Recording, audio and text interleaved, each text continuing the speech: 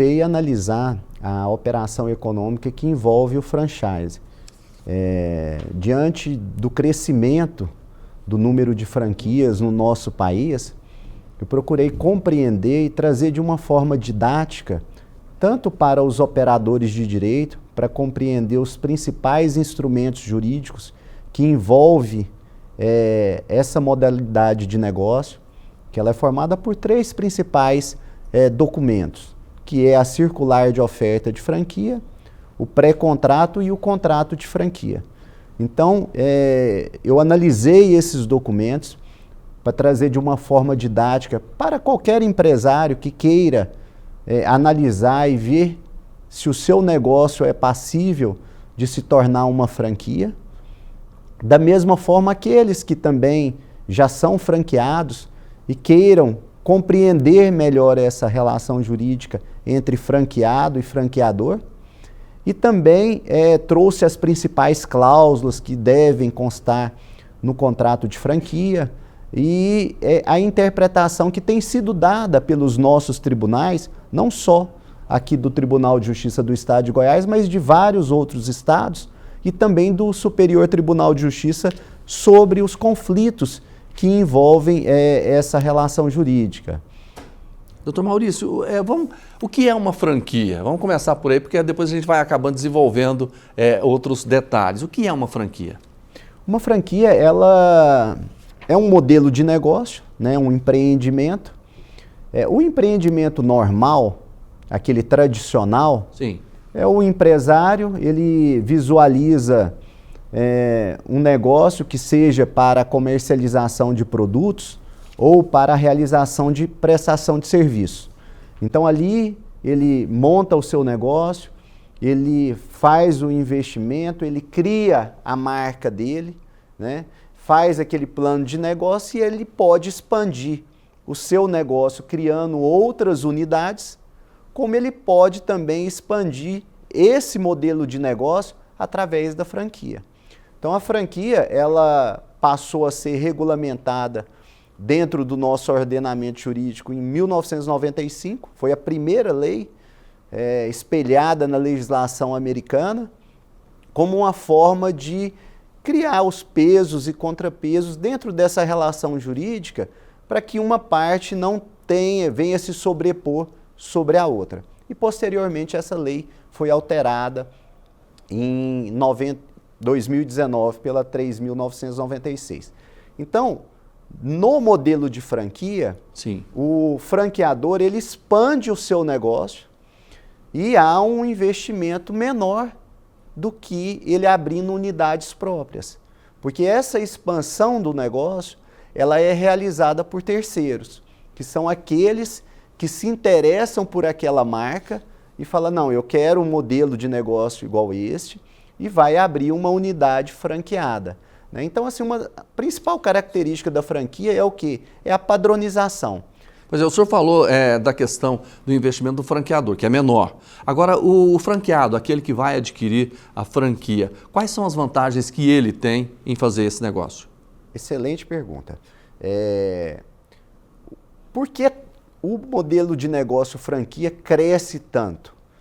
Porque no modelo de negócio tradicional, em que há a necessidade de um estudo de mercado, para você compreender se aquele produto ou aquele serviço tem uma aceitação naquela localidade, um investimento numa marca para que ela possa se tornar conhecida, né? Um plano de negócios para você entender qual será a expectativa de rentabilidade daquele negócio, qual é a média de faturamento, qual é o ponto de equilíbrio, né, do ponto de vista econômico-financeiro.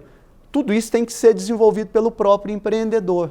E às vezes ele não tem uma capacitação profissional para isso.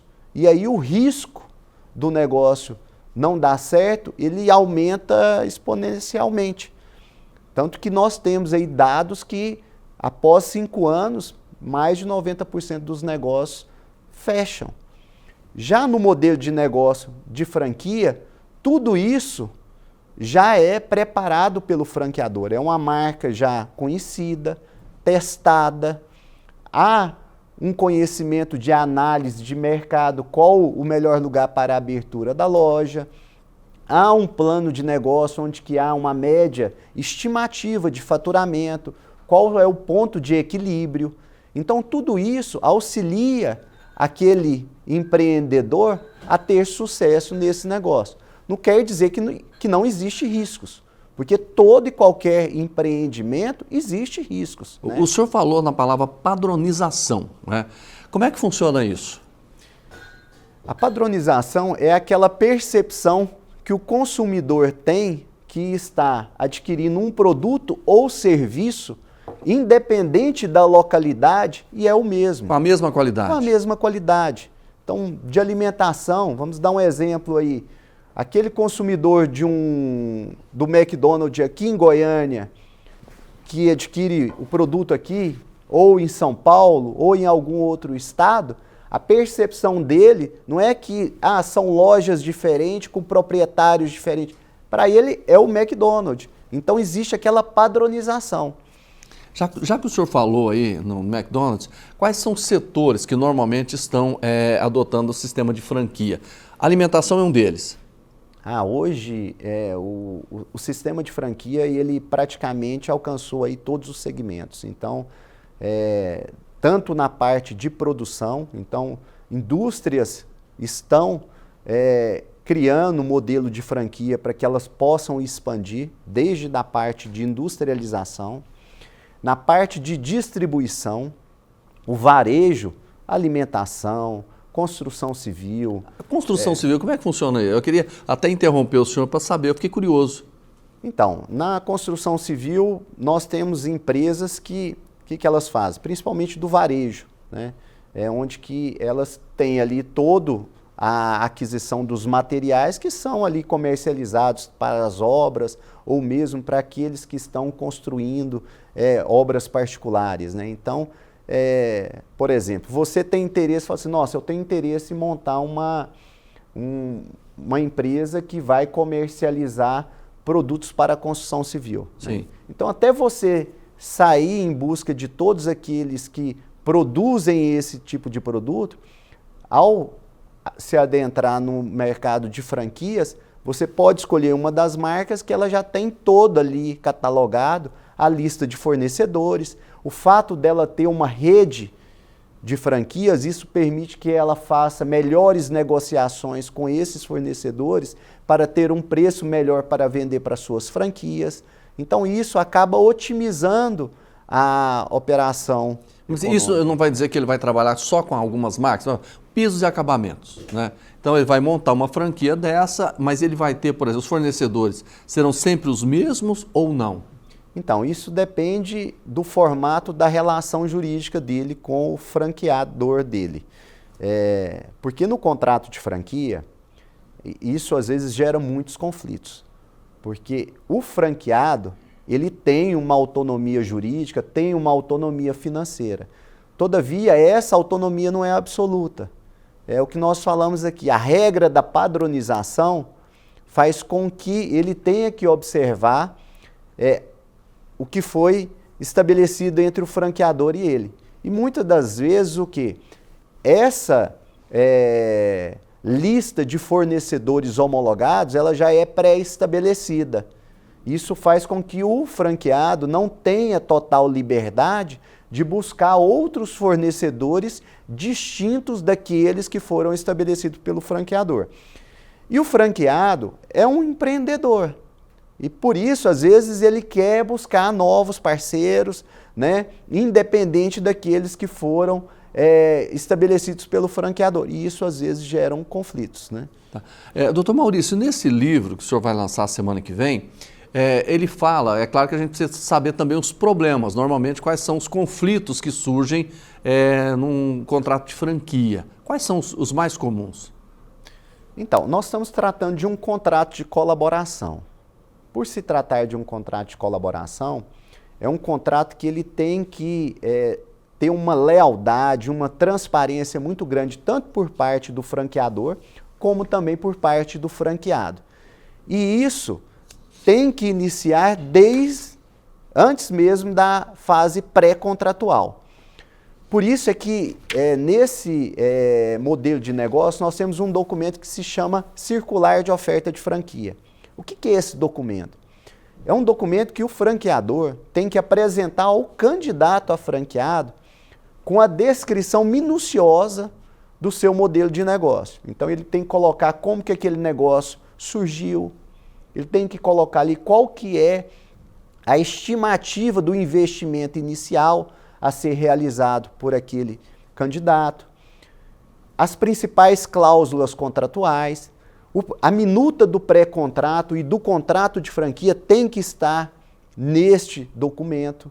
Ele tem que constar também a relação dos franqueados que se desligaram do negócio nos últimos 24 meses, inclusive com os telefones, a relação dos atuais franqueados, tem que colocar os seus documentos contábeis, então ali tem que ter o balanço patrimonial, a demonstração de resultados do exercício.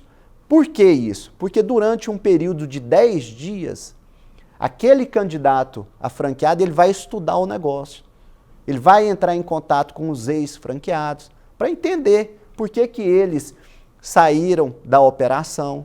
Então, durante esse período, a legislação não permite ao franqueador celebrar qualquer tipo de negócio com o franqueado.